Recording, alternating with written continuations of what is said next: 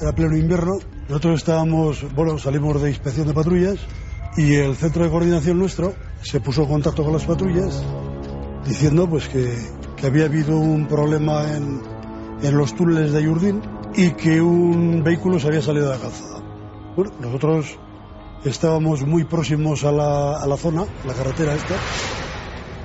Dimos la vuelta, salimos para allá y nuestra sorpresa fue mayúscula. Entramos en el túnel y vemos a la salida del túnel una especie de capa que llega hasta el suelo, no se ve, no podemos ver nada físico y nos quedamos perplejos. O sea, yo me llegué a pellizcar a ver si estaba viviendo lo que estaba viendo. Era una cosa, o sea, una capa enorme de aproximadamente 2 metros o 2 metros y pico de altura y no pudimos ver nada. O sea, dentro de la oscuridad llevaba una capa, se veía la zona de la capa quizá más oscura que el resto, iluminado con las luces del vehículo. No se veía una oscuridad intensa y los brazos abiertos, caía la capa hasta el suelo, pero no se veía ni pies ni rastro físico de ningún tipo. No se ve ir por ningún lado. Se ve desvanecerse en el centro donde está. Visto y no visto.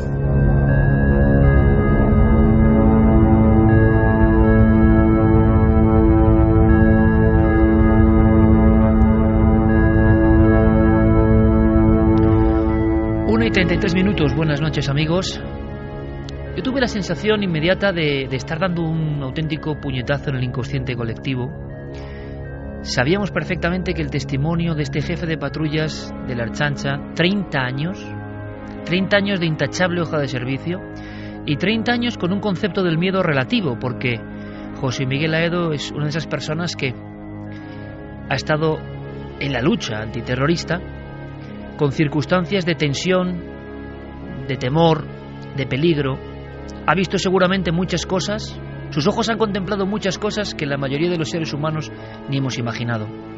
Y un hombre acostumbrado al miedo, acostumbrado a vencer al miedo, acostumbrado a intervenir en lugares boscosos, oscuros, en circunstancias donde te pueden matar, tiene un concepto particular de lo que es insólito. Y cuando nos lo contaba hace 7 días en Cuarto Milenio, y cuando escuchábamos lo que ahora vosotros habéis escuchado de nuevo, percibíamos, si cabe con más fuerza, solo con la voz, la potencia, la autenticidad, el eco de este hombre que desde luego no ganaba nada. Al revés, yo creo que se jugaba el tipo, ¿no? Había pasado mucho tiempo y él dijo una frase que a mí desde luego os voy a ser muy sincero, me vale todo el largo tiempo de carrera tras lo insólito, ¿no? Cuando este hombre de porte recio, de voz poderosa, de ademán auténtico, me dijo: yo esto hace 30 años no lo hubiese contado nunca. Este encuentro dentro de un túnel, después de la denuncia de una pareja asustada que se ha salido de la carretera, nuestra intervención con el arma larga, con el temor a poder ser una emboscada, un atentado, y encontrarnos aquel fantasma, aquel espectro, aquella figura, aquel no sabemos qué, gigantesco dentro del túnel, y luego cómo se desvaneció. Yo esto hace 30 años no lo hubiese contado. Y en ese momento insistimos en por qué ahora sí. Y José Miguel Aedo, jefe de patrullas de la Ertzaintza en aquel momento, en el puerto de Altuve prácticamente, mirándome fijamente dijo: porque hay una gran labor que estáis haciendo en el programa y ahora yo no tengo ningún temor. Ha habido un gran impacto. Una persona destacada del cuerpo de policía del País Vasco, por vez primera en la historia de la televisión, contaba un auténtico expediente X. Una pareja testigo. Y prácticamente 25 minutos después, 2 policías, 2 ertzainas, que contemplan con toda nitidez, con todo detalle, esa figura gigantesca encapuchada, de la cual tantas veces hemos hablado, porque tantas veces ha aparecido. Lo que no es normal es que aparezca un valiente y que lo cuente, un hombre con esa trayectoria. Y entonces pasó eso que yo os comentaba y que también es un misterio. Sentimos de inmediato todo el equipo que la fuerza de las palabras, de la verdad, no necesitan más aditamentos y traspasan la pantalla. ¿Y qué ocurrió? Pues ocurrió que toda España fue consciente de que, oye, estas personas han visto lo que han visto. ¿Qué es lo que han visto? Ese es otro capítulo. pero desde luego aquel gigante ensotanado, con ese traje talar que llegaba hasta el suelo, aquel gigante auténtico embozado y que desapareció como si fuese un sueño, eso que vieron 4 personas y que 2 de ellas entraron en franco pánico, la pareja que había denunciado los hechos, eso existía, eso estaba ahí. Nosotros teníamos 2 buenas motivaciones para el programa de investigación de esta noche. Primero, comprobar con satisfacción que la respuesta de las familias, del entorno, del testigo, de los medios de comunicación y de las fuerzas de seguridad del Estado había sido muy positiva. Todos estos grupos que acabo de mencionar, 7 días después de que Aedo cuente su historia en Cuarto Milenio, han reaccionado de una forma que nos llena de orgullo, porque quizá ya estas cosas se van asumiendo en este país. Ha habido tanto en contra, ha habido tantos años de cachondeo y de absurdo sobre estos temas, que comprobar que un caso así luego es recibido a su vuelta a casa con ese afecto, ese cariño y ese respeto, yo creo que es importante. Pero había un segundo factor, quizá es tan esencial o más para este equipo. ¿Alguien más ha visto esa figura? ¿Alguien más ha visto figuras parecidas? Y de inmediato empezó a surgir esa catarata de informaciones. Una de ellas nos llegaba desde la misma zona, desde el mismo puente, desde el mismo túnel, ese punto negro del que ha hablado nuestro compañero Javier Pérez Campos y que se convertía en realidad gracias a la gran labor, repito, de ese investigador honesto y sin igual que es Enrique Chazarra, que pensando, como yo, que esto era leyenda urbana, siguió tirando del hilo y acabó encontrando a estas personas tan físicas, tan reales, que habían vivido esta historia. Pues bien, recibíamos esta misma semana, después del eco y de pedir ayuda para ver si otras personas se habían encontrado con estas sombras, bueno, sombras bastante corpóreas, por cierto, que es que veían hasta el tono del traje, hasta el cimbrear de esas togas en el suelo, ¿no? Nos decía este amigo comunicante: buenas noches, he estado viendo vuestro programa y me he quedado alucinado con lo que contabais. Soy de Pamplona, pero llevo más de 10 años cazando en Zuia-Sigoitia. El túnel de Ayurdín divide nuestro coto de caza y tuve un susto en la salida del túnel una vez. Antes de aquello, en un pequeño monte situado a la salida del túnel, en el monte de Jugachi, hay una ermita en él. Estaba cazando y vi un espectro o algo similar a lo que describía el Erchaina, pero era pleno día. Este ejemplo gráfico ha ido acumulando testimonios. Este tipo de sucesos han ido llegando esta semana y hemos querido hacer un programa de investigación.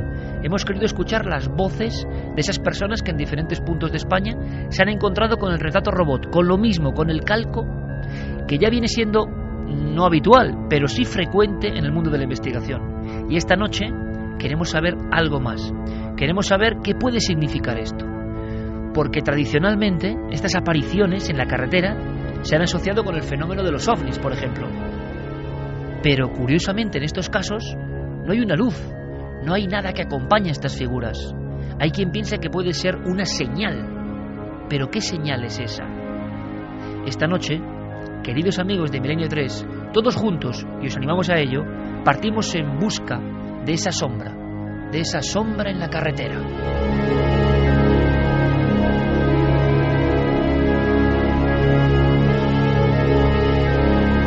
Con Fermín Agustí en la redacción, con nuestro compañero Geray Martínez, con estas músicas tan especiales, músicas que uno inconscientemente hila a ciertos temas. Y yo no sé por qué esta canción en concreto la imaginaba poniéndome en el lugar de estos 2 policías que llegan pensando que un loco, alguien con extrañas intenciones, se ha cruzado en la carretera. 2 policías que creen que no van a ver nada ya, solo una pareja muy asustada que no se atreve ni a volver a coger el vehículo y que ha ido a una gasolinera para llamar por teléfono, casi pidiendo socorro. Y cuando llegan al túnel, los 2 erchainas, y no lo olvidarán en su vida, contemplan muy de cerca y durante el tiempo suficiente esa sombra que algo tiene que significar. Santiago Camacho, compañero, buenas noches. Buenas noches, Iker. Clara Tauces, buenas noches. Buenas noches. Habrá que ahondar en algunos significados muy curiosos. Has intentado incluso desbrozar lo que es el esquema de lo que se ve, porque, ojo, es una sombra una especie de gorro, de capucha, algo, un emblema, un arquetipo, y en varios casos, y esto es sorprendente realmente, con los brazos en cruz. ¿Significará algo? Luego lo vamos a aprender. Javi Pérez Campos, compañero, buenas noches. Muy buenas noches. La actualidad de nuevo nos trae estos casos. Podemos decir que el eco, tanto en comunicaciones privadas como en personas que han querido dar la cara o dar la voz esta noche, ha sido una vez más fructífero. Hay que agradecerlo. Desde luego hay que dar las gracias porque es impresionante el número de casos que nos han llegado a lo largo de esta semana. Gente que a raíz del testimonio de José Miguel Aedo se ha atrevido a contar porque pensaban que por fin se les iba a entender, iban a ser escuchados. Todos consideraban que la fuerza de este jefe de la policía vasca era como un aldabonazo, como un trampolín, como un ahora sí lo puedo contar yo, ¿no? Efectivamente, se han sentido respaldados porque José Miguel, como pudieron comprobar los espectadores y ahora los oyentes, lo contó con una claridad, con una rotundidad asombrosa que dejaba poco lugar a dudas sobre su testimonio, y nosotros hemos ido un paso más allá, hemos hablado incluso con guardias civiles y lo que nos han contado Iker es sorprendente. Vamos a contarlo esta noche porque resulta que en los secretos archivos de la Guardia Civil existen denuncias, existen avisos contra este tipo de seres. Pues esta noche, si estáis con nosotros, vamos a contactar en vivo con ciertos miembros de la Guardia Civil, del área de archivos, que han hecho el esfuerzo increíble de buscar algunos partes que os van a sorprender. Ya hemos desclasificado en alguna ocasión en este programa y en Cuarto Milenio documentos oficiales de la Guardia Civil, y agradecemos además el apoyo de la Guardia Civil muchas veces para la increíble labor de volver a mirar en los archivos. Y en los archivos a veces te encuentras con joyas como llamadas de auxilio, llamadas de socorro, como esa del año 84 en invierno en el túnel de Ayurdín, pero de los años actuales, de personas que en mitad de la carretera, por ejemplo, han visto una de estas sombras, esperando, cruzándose, o como vamos a escuchar esta noche, un caso sobrecogedor, reciente, una figura en mitad de la carretera que prácticamente parece que va a abalanzarse sobre el vehículo y que provoca un susto casi de muerte, no al testigo, sino a los varios testigos que se encuentran en su interior.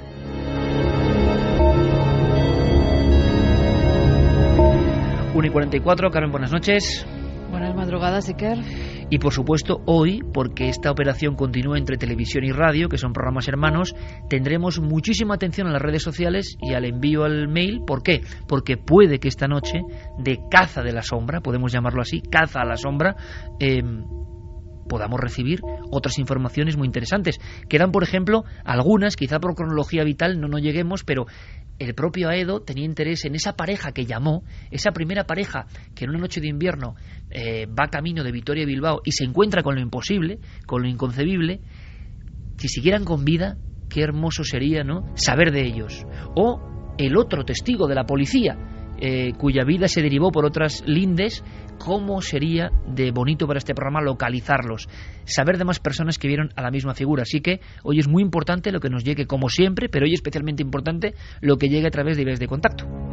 Nos ha pasado en otras ocasiones, Iker, que sin saberlo ninguno de los testigos nos estaban contando prácticamente lo mismo, sin conocerse y sin saber que había testimonios anteriores, con lo cual puede ocurrir también con los casos que vamos a escuchar en Milenio 3. Vamos a dar las vías de contacto para que se pongan en contacto con nosotros si han sido testigos de algo insólito en las carreteras o si esa pareja del coche nos está escuchando o alguno de sus familiares y se siente identificado. Pues que se ponga en contacto con nosotros a través de Nave del Misterio, tanto en Twitter como en Facebook como en Google Plus, o a través del correo electrónico milenio3@cadenaser.com. En navedelmisterio.com la pareja temible en el mundo de la investigación, Diego Marañón y Guillermo León, ya tienen todo activado.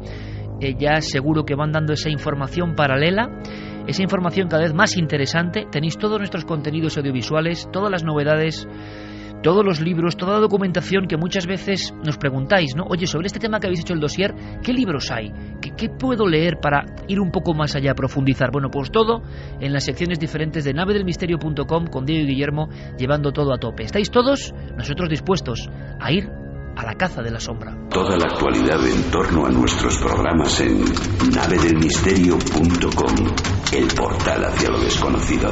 Búscanos también por Nave del Misterio en Twitter, Facebook y Google Plus.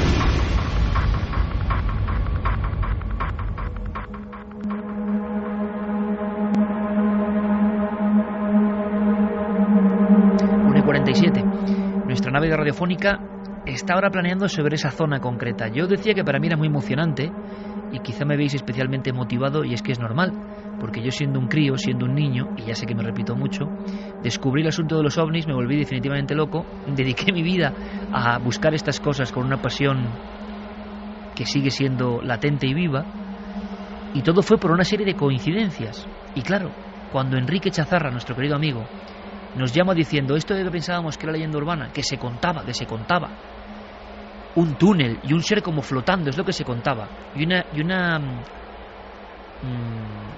furgoneta o vehículo de la Ertzaintza con los dos policías asombrados, ¿no?, mirando y contemplando aquello que flota y que se desvanece. Luego el caso era mucho más tremendo, porque no sabíamos que José Miguel Aedo, por ejemplo, al día siguiente con el compañero vuelven y observan solo sus huellas, no había nada más. Aquel ser no había dejado, aquel ser tan grande, tan voluminoso, que tenía los brazos extendidos, una altura de 2,5 metros, que no era una imaginación.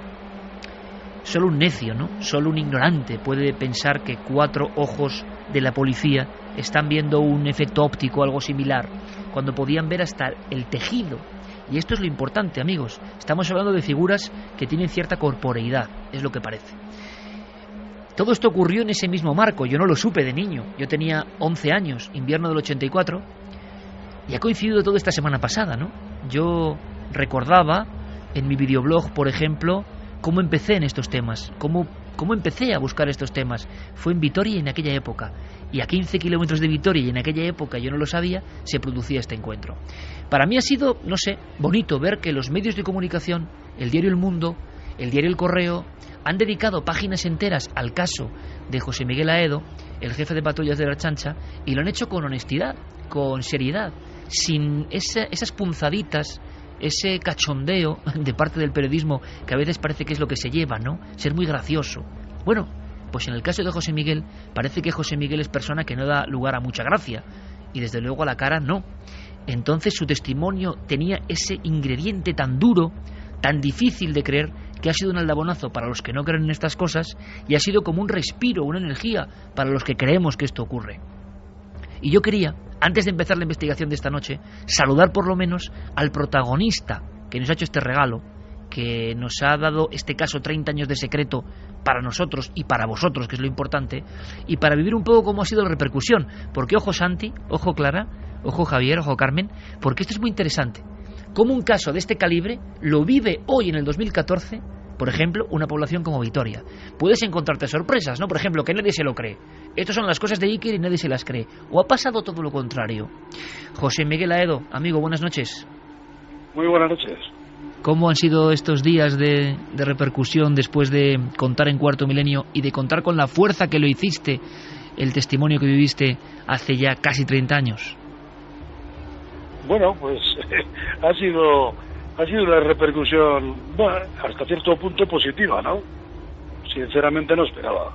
Si esperaba tener contactos con alguien que me llamaría, alguna persona, pues eso, del cuerpo y tal, me han llamado, me han mandado mensajes, me han mandado WhatsApp, me han mandado emails, y bueno, pues personas que en su momento, pues eran compañeros míos, estaban en la misma unidad, y se comentó esto, y me relataban pues como que efectivamente ahora mismo, en este momento, cuando ha salido en tercer milenio, cuarto milenio, perdón, todo esto, pues que bueno, pues que lo han revivido, y efectivamente le han dado mucha más fuerza, ¿no? Nadie te llamó, digamos, para reprenderte o para decir que eso no era verdad, sino que te encontraste con un eco favorable por parte de los compañeros.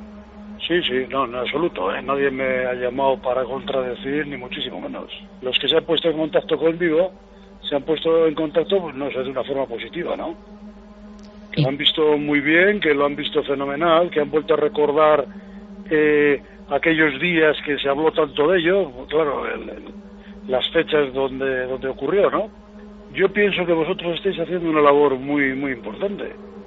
Y yo pienso que bueno, pues esto puede ser una rampa de lanzamiento, ¿no? Una rampa de salida de otros casos que efectivamente es bueno, es muy bueno que estas cosas ocurran para que, no sé, vosotros sigáis investigando y sigáis dando testimonios de todas estas cosas, ¿no? ¿Y la gente más cercana, José Miguel? El entorno de los amigos, la familia, te lo digo casi como estudio sociológico, ¿no? Cuando alguien va a la tele a contar una cosa de estas, ¿cómo es luego la repercusión? Bueno, pues en principio ha sido buena, no ha sido mala. Ha sido una repercusión sana, ha sido una repercusión buena. Yo esperaba, pues lo mismo que esperaba comentarios favorables, esperaba pues comentarios desfavorables, ¿no? Gente reacia, gente que pues no lo ha sabido. Yo por lo menos no lo sé, no tengo noticias de que hayan salido en ningún medio. ¿Y te has visto obligado a contar muchas veces tu encuentro en el túnel de Ayurdin estos días o no? Pues alguna vez sí, alguna vez ya me he visto, sí, alguna vez ya me he visto pues casi obligado, ¿no? Porque pues te están hablando y presionando para que siempre cuentas, ¿no? Siempre cuentas alguna vez más, aunque no soy muy partidario del tema, ¿no? Porque las cosas se hablan y bueno, pues ya ha salido en los medios, pues bueno, ya creo que es suficiente, ¿no?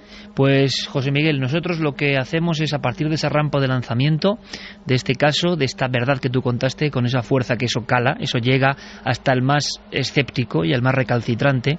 Solo el ignorante puede negar, ¿no?, lo que ocurre. Ahora hay que saber la naturaleza de lo que ocurre, pero hemos recibido bastantes casos muy parecidos en diferentes puntos de España, con gente que además animaba la labor y la valentía, ¿no?, de decir, bueno, ahora sí que podemos contarlo, ahora sí que podemos decirlo incluso en nuestro entorno. Así que lo que yo quiero públicamente, desde Milenio 3 en la cadena SER esta noche, una vez más, es darte las gracias por esa honestidad, por esa valentía, por confiar en nosotros para contar este testimonio. Creo que es importante y que seguro que surgen nuevas cosas y ojalá, como decíamos, el reencuentro con otras personas que han vivido o han visto lo mismo nos sirva para llegar a lo que nos importa a todos, ¿no?, que es quién era ese personaje, qué significaba, por qué en aquel momento. José Miguel Aedo, amigo, muchísimas gracias por todo este detalle que has tenido con nosotros. Gracias a vosotros y a vuestra labor, que no es poca. Un abrazo muy fuerte, José Miguel. Igualmente. Creo que algo positivo, una cosa que es tan fuerte. Un jefe de patrullas de la policía vasca, que es un medio especialmente y lógicamente, vamos a decirlo, hermético en sus archivos, cuenta que se han encontrado con un individuo, con un ser, con un espectro, con un fantasma de 2,5 metros, encapuchado. Curiosamente, Clara Tauces tiene por aquí algunos documentos. Ahora empieza la ristra de casos, pero tienes algunas piezas donde, si nos dicen que lo que ha visto este policía en el año 84 es lo mismo, es un retrato en piedra siglos antes de la fotografía, nos lo creeríamos. Esta figura como espectro que surge con un capuchón y con cierta dinámica parecida al testimonio es habitual en los primeros rastros de la historia. Sí, porque los personajes que llevan cucuya, o sea, una capa con capucha, eran habituales ya en la antigua Galia, y existen numerosas representaciones de personajes también mitológicos que además los llaman geni cuculati, y esto son las representaciones de figuras encapuchadas que aparecieron en principio en diferentes lugares, pero vamos, las que donde toman el nombre son de un lugar donde se encontraron estas figuras en forma de 3. Aparecen frecuentemente, casi siempre con 3, una especie de tríada, ¿no? En el medievo existen muchas figuras muy terroríficas, por cierto. Lo he contado alguna vez del caballero que se encuentra en el Camposanto a los 3 amortajados. La figura de los 3 amortajados creo que debe ver de todo esto. Pero hay piezas que tiene clara ahí la imagen que yo no había visto nunca y estoy asombrado, porque parece que son como retratos antiguos de algo que era mito, pero mito creído, mito real, o sea que gente lo veía. Sí, porque aparecieron, por ejemplo, en 2 altares en un templo de Wadendorf en Austria, estas figuras que había una inscripción que concretamente decía genio cuculato, es decir, genio encapuchado. Genio encapuchado, como una terminología que viene de la zona, sobre todo, de Austria, Alemania, Hungría, toda esa zona central de Europa. Sí, bueno, en la Galia, también en Irlanda, es decir, aparece en diferentes lugares. Lo que pasa es que toma un poco este nombre genérico de ese encuentro que fue en 1930 y de ahí ya esas figuras genéricamente se llaman así. ¿Y qué sabemos de ese genio cuculato, que es una palabra nueva que yo desconocía, que me encanta? O sea, lo de siempre, estamos viendo que las personas ven algo y resulta que vamos a la historia antigua y ese algo se aparece en las crónicas. ¿Tenía algún significado mítico en este corazón de Europa que se apareciese? No se sabe muy bien. Su papel está un poco en la nebulosa. Se cree que pueden ser representaciones tanto de la fertilidad, porque algunas de estos genios, la capucha, sobre todo en piezas de bronce, se quitaban la capucha y lo que aparecía era un falo.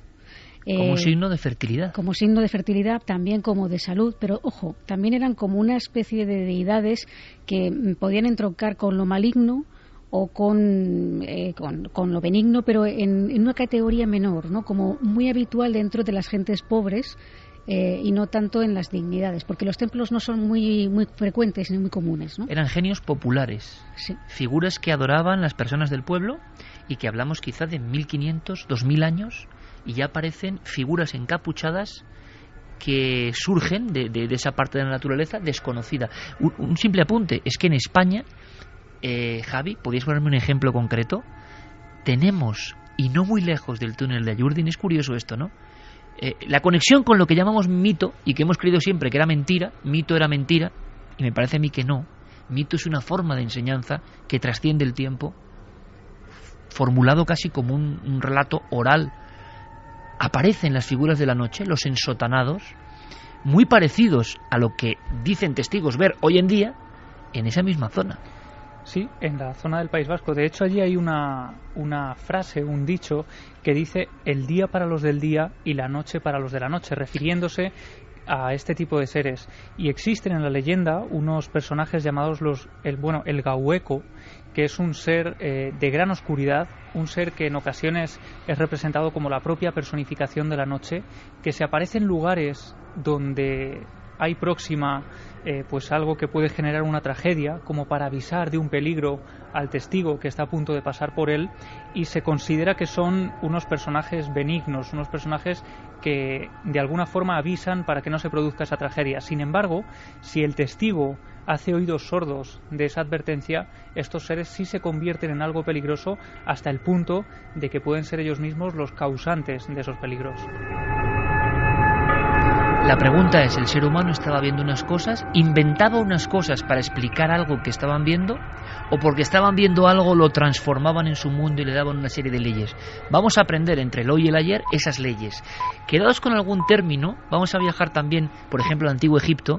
Yo lo he contado muchas veces porque es una de las figuras que más me impresiona, ¿no? Pero quizá Nacho Ares nos lo cuente mucho mejor y muy brevemente.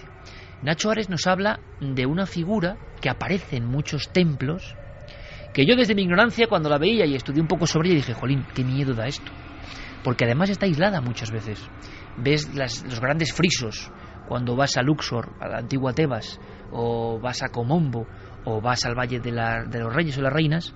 Claro, y el público está mirando unas cosas, y yo veía otras y decía, ¿quién es esta especie de alma condenada? Aquí están poniendo una especie de sombra condenada, y para representarlo el artista dibujaba algo que lo vamos a ver en apenas unos minutos. Gente concreta dice haber visto en plena carretera, como si todo fuese un bucle, ¿no? Nacho nos habla de esa sombra o jaibit a la que yo me he referido muchas veces, y que es la gran perla negra de la cultura egipcia. Pero en algunas tumbas, no en todas, en algunos lugares, no en todos, aparece. Y aparece como si fuese una sombra perdida, una sombra que no ha encontrado su lugar. Y el mito, repito, mito que puede ser cultura absolutamente real que hemos perdido, es que esa sombra, cerca del lugar de la muerte, podía aparecerse. Los antiguos egipcios creían que el cuerpo humano estaba formado por 5 componentes espirituales o mágicos.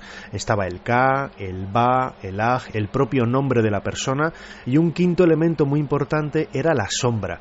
Pues bien, esta sombra, que es descrita en las pinturas de algunas tumbas egipcias como una silueta negra abandonando la entrada de la sepultura, los propios textos que acompañan a esas representaciones nos están hablando de una entidad con vida propia, con una velocidad extrema en sus movimientos, lo que nos recuerda curiosamente a cómo son esas apariciones de sombras que en la actualidad hay personas que dicen ver cuando están en su casa, en su trabajo o en diferentes lugares. Tú recuerdas bien, Carmen, por ejemplo, esa figura tan famélica. Ojo a estos datos que vamos a dar, porque los damos por algo. Una figura que siempre es delgada, excepcionalmente delgada respecto a otras figuras en Egipto, con un gran cráneo, con los brazos a veces muy delgados y extendidos, y que, como ha dicho muy bien nuestro compañero Nacho Ares, fijaos la expresión, ¿no? Se la dibuja o se la esculpe abandonando el sepulcro. Era una especie de herejía, ¿no? No ha habido ese viaje a lo estelar, no ha habido ese viaje a la búsqueda de otras vidas, sino que por algún motivo que desconocemos, esa sombra, ese individuo, el que fue vivo, se ha quedado encarnado aquí, no trasciende. Y entonces, como si fuese convertido en lo oscuro, ese término es muy importante, surge de la sepultura y los artesanos egipcios y artistas lo esculpieron de esa forma. Tú lo recuerdas bien, ¿no? Sí, me acuerdo de muchas tumbas que tenían esas pinturas, esos frescos, y donde esa figura se representaba perfectamente. Además es que es muy normal que en Egipto, incluso en los papiros, se dibujara esa figura, porque la muerte, como bien ha dicho Nacho, es que estaba unida a esa sociedad. La muerte y Egipto iban juntas, por eso la preservación de los cuerpos, las momificaciones, todo tenía que ver. Pues el retrato es ese. Quedémonos con ese ejemplo de la sombra que se va del sepulcro y que tiene esa forma como de hombre sin rasgos, hombre que, si fuese un niño, hubiese dibujado sobre un papel rellenando todo de negro. Bueno, pues eso es aparecido y de eso hemos hablado en algunas ocasiones. Pero hay nuevos casos. Esto es lo que nos sorprende. A pesar de los muchos casos que hemos contado, siguen llegando nuevos, con nombres y apellidos, con personas con su profesión. Fijaos hasta qué punto esto suena a veces increíble, que José María Moreno, que circulaba cerca de Orense junto a su hermano, cuando hablábamos en un primer contacto me decía: Iker, mi hermano y yo no hemos probado el alcohol en la vida, no hemos probado una gota de alcohol en la vida. Me parecía curioso, porque era una aclaración de decir: oye, lo que contamos es tan increíble que ni tenemos ninguna enfermedad mental, ni hemos probado el alcohol, ni nada. ¿Y por qué hay que hacer esa aclaración? Porque lo que vieron en mitad de la carretera pareciera el mismo Jaibito, la misma sombra convertida en verdad de los antiguos egipcios, pero en mitad de una carretera. Ya sabemos que es absurdo, ¿no? Pero será mejor, mucho mejor que nos lo cuente él, porque es uno de esos casos que surgen esta semana, que podemos disfrutar, que podemos analizar gracias al impacto de ese testimonio de José Miguel Ado en Cuarto Milenio. Esto ocurría a unos 20 kilómetros en una carretera solitaria cerca de Orense. José María Moreno, buenas noches. Hola, buenas noches. Recuérdanos, estamos ahora mismo en tus manos y en tu experiencia vital. Fue hace ya bastante tiempo, realmente, ¿no? Hace, pues, más de 20 años. Sí, más de 20 años aproximadamente, sí. Cuéntanos, estamos ahora mismo observando la situación. ¿Estabais en algún punto concreto de la provincia de Orense? ¿Sois dos hermanos? Sí. ¿Más o menos qué hora sería? Serían sobre las 2:30 de la noche. Y veníamos pues camino a casa, que era una aldea pequeña de Orense. Prácticamente, lo que sí que me recuerdo más o menos es el kilómetro, porque eso sí que lo tomé de referencia. Más o menos era entre 24 y 30 kilómetros antes de llegar a Orense. Recuerdo bastante oscura, en esa época tampoco había tanta luz ni alumbrados por las carreteras.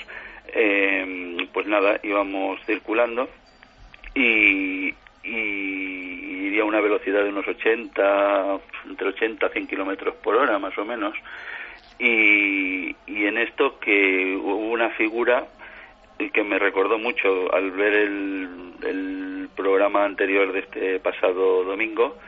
Me recordó mucho la figura del programa con la que nos encontramos. La carretera era de dos direcciones, los coches que venían y nosotros que nos dirigíamos hacia Orense, pues aparece justo con las piernas abiertas y con los brazos abiertos en medio de la carretera. Era una sombra oscura, con un aspecto alto, o sea, una forma humana, y los brazos en cruz.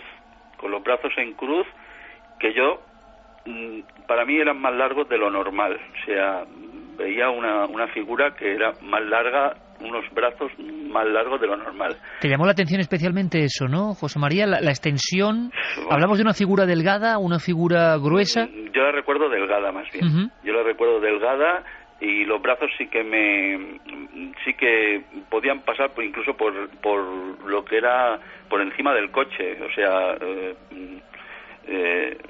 no sé cómo explicarlo, o sea, pasaba el coche, pues podría pasar con el coche por debajo de los brazos, porque los tenía así bastante extensos. ¿Llegas a ver manos? ¿Llegas a ver dedos? ¿Algún tipo de algún tipo de, vamos a decirlo así, de traje o de vestimenta? Esto no lo puedo asegurar, porque es que la cosa fue tan rápida. Yo me lo encontré, es que no me esperaba, era una carretera totalmente, no había vehículos, o a esa hora no circulaba ningún vehículo, íbamos solos, totalmente solos en la carretera, no había nadie, pocos coches nos cruzamos realmente. Estaba en mitad, en la línea, en medio de la carretera, en medio de la carretera, o sea, no estaba en mi zona, sino en medio de la carretera.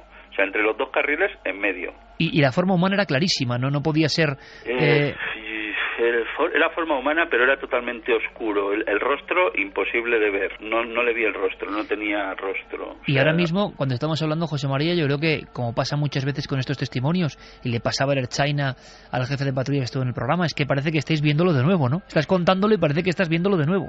Yo lo recuerdo con pánico, realmente, aquella escena. Al encontrármelo de frente, yo vi como uno de los brazos parece que intentaba como darme en el coche, como tocarlo, entonces yo me espanté y entonces fue cuando hice la maniobra y giré el coche bruscamente porque pensé que iba por mí. Entonces ahí es el pánico que cogí, aceleré y seguí recto, mirando para atrás y viendo que aquello se había quedado allí inmóvil en la carretera. Y seguí todo recto, lo que sí que quise parar en algún sitio, pues para ver si eso me había dado en el coche o me había hecho alguna cosa en el coche, porque tenía intranquilidad de que me hubiera tocado, pero no encontré ningún sitio y me encontré muy solo. A pesar de que íbamos en el coche los dos, nos encontramos solísimos allí. ¿Y qué os decís los dos hermanos en ese momento, José María? No sabíamos realmente qué era lo que yo estoy, o sea, era algo vivo, algo de otro, o sea, o algo de otro sitio, no lo sé, pero era algo que tenía su propia identidad. ¿En ningún momento, José María, observasteis algún tipo de luz, algún tipo de elemento que os llamase la atención, ahora si recuerdas, un poco antes de la observación, alguna luminaria extraña? Nada. Yo lo que recuerdo es, imagínate, ibas con el coche, las luces, pues lo que alcanzaba la luz, y entonces yo iba pues circulando normal, entre 80 90 kilómetros por hora, y de golpe te aparece la figura esta, pues a 100 metros más o menos, a 100 o 200 metros, que yo ni me esperaba que me apareciera eso allí en medio. Y entonces pues la reacción en ese corto espacio de tiempo, el rostro no lo vi. Lo que pensé, digo, ¿qué hace aquí esto aquí a estas horas de la mañana? Este hombre está aquí loco, si es una persona está loca, ¿qué hace aquí a estas horas?